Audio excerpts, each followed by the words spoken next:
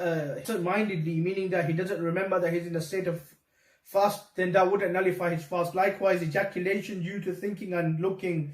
Likewise, applying oil to the body or kuhl to the eyes, hijama, cupping. Likewise, backbiting, or if one intends to break the fast but he doesn't break the fast. Likewise, if smoke, dust or fly enters the throat unintentionally. So these things do not nullify your fast. Now moving on, the next point is if a person awakens in a state of major ritual impurity. So if a person, he wakes up in the state of major ritual impurity, meaning that he wakes up in the morning and ghusl is fard upon him.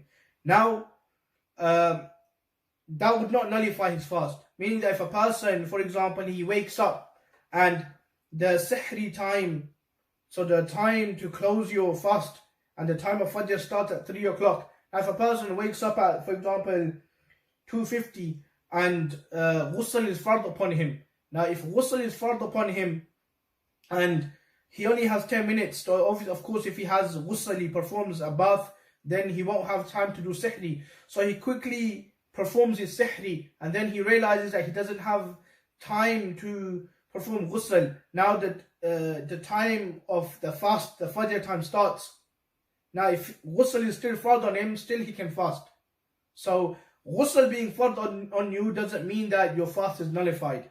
Likewise, is mentioned by the ulama and is mentioned in the books that if a person, he stays the whole day, he stays in that same state, meaning ghusl is fard on him and he doesn't have a bath, this won't affect your fast in the sense that your fast will be complete. Of course, the sin of it, of a person not performing ghusl and missing his salah, because of course if ghusl is fard upon you, you can't pray your salah until you have performed ghusl. So that's something different, but it doesn't affect your fast. Why? The reason for this is simple, because there's nothing entering your body, your stomach or your throat. So if a person, he wakes up and ghusl is fard on him and he stays like this the whole day, he can still fast and he should fast. The fard of fast will be completed. Likewise, if water enters the inside, so if water enters inside the opening of the ears whilst bathing, so if a person's performing ghusl and water goes into your ears, your fast is not nullified.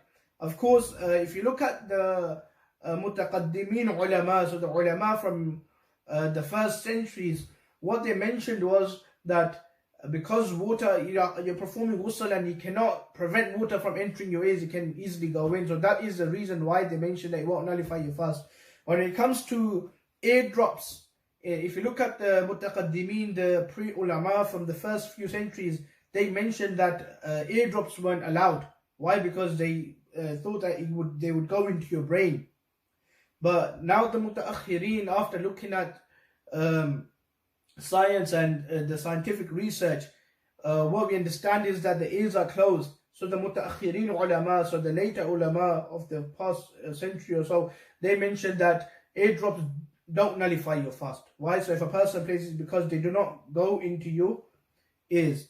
So again, there's a difference of opinion between the ulama here. So unless it's a necessity, and you have to place eardrops, then that's a different case. Otherwise, you should abstain from them. And if your ears are hurting or whatever, then you could have patience. Inshallah, Allah will reward you for that. And it's better to actually not place eardrops into your ears. So again, there's a difference of opinion between the ulama. But if a person's having a shower and water goes in, then there's no difference of opinion. That won't nullify your fast. Likewise, if one uses something like cotton buds to clean the ears and then he takes it out and then he places it back in, meaning that wax or that anything that came out is going back in again, that does not nullify your fast. If a nasal mucus is sniffed back into the throat and swallowed, so of course this is a common problem. So if there's nasal mucus, so if a person swallows it or he sniffs it back in, or if it comes through your throat and you take it back in, there's nothing wrong in that. That won't nullify your fast. Of course, the best option and the best thing we should be doing is to take it out. Yeah, but of course it depends on your circumstance, the scenario, the state you're in. But the best way is to, and it's mentioned that according to the Shafi'is, so according to Imam Shafi rahimahullah ta'ala, taking that back in, taking mucus back in nullifies your fast. So it's better so that we act upon Imam Shafi'i's fatwa as well. So it's better that if you have the chance to spit it back out and take it out instead of sniffing it or swallowing it back in. Likewise, if one unintentionally vomits, even if the vomit is mouthful and it returns back to the stomach by itself, that does not nullify your fast. So now this is something we need to remember, and it's really important. You know, it's there's a misconception within our community a lot that vomiting nullifies your fast. I've seen many people, especially the younger lots, they vomit and then they think their fast is broken. After that, they start to eat and drink. This is something you shouldn't be doing.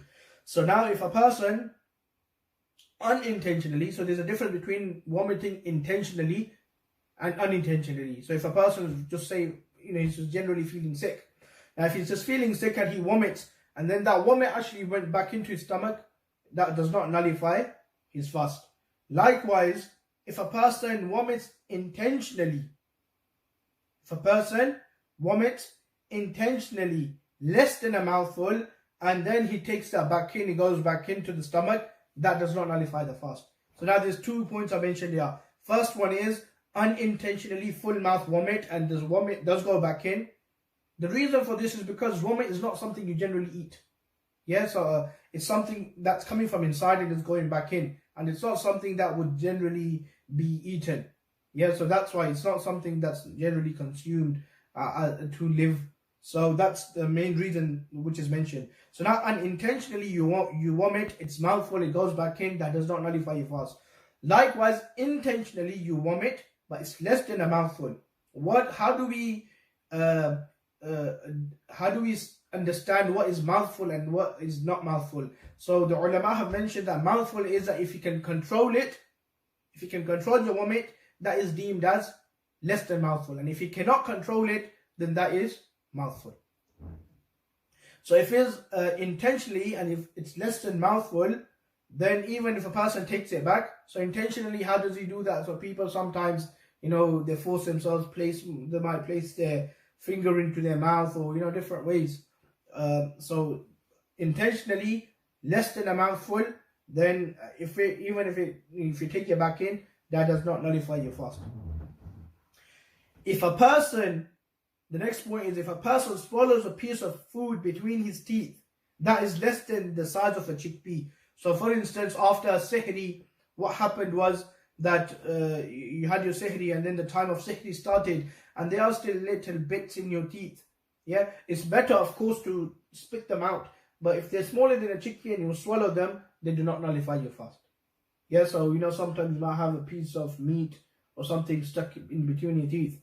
Yeah, so but all of them add together if the size of a chickpea. So of course a person, Allah has given you intellect and you can understand and realize yourself that the size and you can determine. But of course if there's different pieces of meat in different places and they add up to a chickpea, then that would nullify your fast. If it's the size of a chickpea or smaller or less than a size. So if there's the size or more, that would nullify your fast. But if it's less than the size of a chickpea, then that won't nullify your fast. Likewise, chewing something as small as a sesame seed.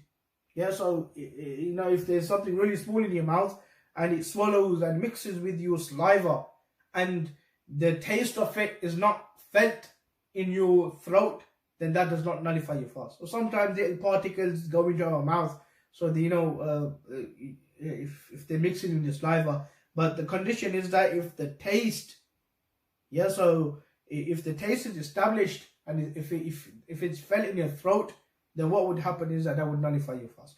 But if it doesn't, so something is really small, a small particle into your mouth and it mixes with your saliva and you can't feel it in your throat, then that would not nullify your fast. So these are certain things which do not nullify your fast. We leave it here. I pray to Allah subhanahu wa ta'ala, may Allah subhanahu wa ta'ala give us the ability to understand, and may Allah subhanahu wa ta'ala give us the ability to fast in the best way possible in the coming Ramadan. Ameen bi jahi Nabi Amin sallallahu alayhi wa sallam.